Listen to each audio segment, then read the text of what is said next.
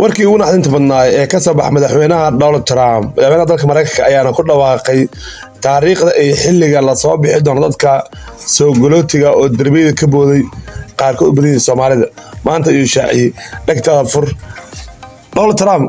dadka masaakiinta inuu iska dhaafo ficilaa wuxuu yiri arintii ugu naxdinta ayuu ka hadlay oo war saxaabeed ayuu si maanta soo wacay soo joog aqalka Mareykanka wuxuuna shaaciyay xilliga dadkan la soo xaqi doono waxaana ka dhimo wax yar qof walba dhigta ku dhibacso oo farta ayuu ka hayaa Donald Trump dadka inuu iska dhaafo ficilaa masaakiinta oo silaaca iyo juhdiga iyo waqtiga iyo lacagta ugu baxdo intaas mar meel Soomaali intaas duur soo dhaxmaray maanta waa la cili doona oo taariikh la cilay iyo xilliga la cili doono ciidanka cilinaya heegan ayaa la galiyay wax walba uu isku diyaariyay wuxuu yiri ma ogolaa doono mar dambe in qof dambe Mareykanka sharci daro ku soo galo misna in isku joog iska shaqeyso dadka sharciga haysan ee shaqo waayaan waa arrimaha oo xoog saaray oo campaign ku soo galay in dadka u burdoono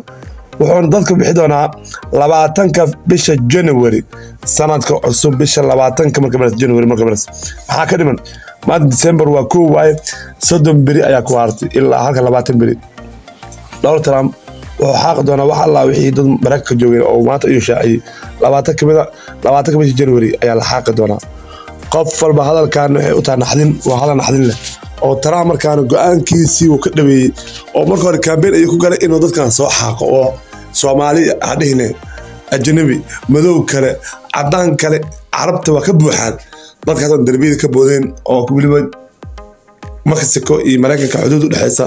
ka soo booday waa la cili doonaa oo asaga ayaa maasha shaaciyay oo manaxaya Donald Trump dadkaas walaalo miska deesido masaakiin wadaga juhdi waqti soo galay iyo rafaad iyo duur iyo dhibaato soo galay lacag ayaa ka baxday marka dad badan farta ayuu ku hayaan ciidanka ayuu heegan galiyay u qaabilsan in maaragtay ciidanka gudaha ka shaqeeya booliska in dadkaan dhan hal mar soo bixin walba gurguri ayaa loo gali doonaa Mareykanka gurguri ayuu gali doonaa wala baara doonaa qof walba oo sharciisan madax hore la soo bixi doonaa waa sidaas u shaaciyay saxaafadda maanta ayuu sheegay 20ka January ayaa la soo xaqi doonaa wax alla wixii Mareykanka ku galay sharci daro ku galay waa naxdin waa arin naxdin leh oo qof walba ee taabanaysa halkaas jooga iyo qof walba xamar jooga oo halkaas qof u maqan yahay oo ka naxaya arinkan waa arin aad xanuun badan waaye Trump ilaahay umada ka qabto bal ninkan dad badan ayuu maartay ka naxiyay xilka markuu qabtay campaign wuxuu ku soo galay inuu dadka soo galootiga oo wadanka ka saari doono si dadka sharciyeedka shaqo helaan sababtoo wadanka jaamac ayuu noqday dadka soo galootiga dadka shaqada oo maartay sharciyeedka ayaa dadka soo galootiga ayaa bateen salaadi ayaa shaqada marag loogu waay wuxuu markaa wax aan xaq doon doorashada waxa loo doorto in dadkan ajnabiga oo ku soo galay inay soo boodaan biraaq soo boodaan xaq doona 20ka January wax weyn ayaa dhici doona 20ka January waxa dhici doona arin laga naxo 20ka January waxa dhici doonta in Soomaali badan ay wadnaha farta ku hayaan 20ka waxa dhici dad badan oo maaragtay juhdi iyo waqti iyo dhaqaale badan ka baxay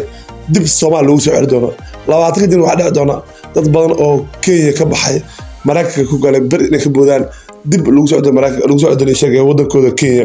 arabta wadan walba Afrika ku jira wadan ku jira ma leh dadka dhaaya Soomaali kaliya ayaa ku jirto ma Soomaali kaliya wadamo badan Afrika way saas ay ka yihiin arabta hadhin saas ka buuxan 20ka January wax badan ayaa dhici doona wax weyn ayaa dhici doona ciidankii howlgalkaas qabanayna way diyaarsan yihiin oo Trump waa ka dhab inuu maartay iska bixiyo dadkan ajnabiga sida u kasbado shacabka dalka Mareykanka oo muddo 8 sano u sii joogo Soomaaliya muuqaalka meel gaarsiiya waa aad xanuun badan aniga ahaan muuqaalka maanta nisoo duubay aad baa wax ma in Trump oo Soomaalida oo Faranka oo maartay soo ceeriyo ama dadka kale ajnabiga dadka juhdi waqti shaqo wax walba ayaa soo galay duul ayaa soo dhaxmaray Brazil ay soo dhaxmaray Colombia ay soo dhaxmaray intaas rafaad ay soo maray maanta baash ay ku nasaraayeen ayay joogan oo Trump markaan wuxuu yiri ma yeeli doono 20ka January wax badan ayaa dhici doona oo dad badan waa xaq gurgur ayaa ama loo baar doona Mareykanka qof walba guriga ayaa lagu gali doona tartiimaha qana hore loo saaray diyaar wadan kiba ayaa lagu celi doona muuqaalka shirkadda waa 20ka January maalin naxdin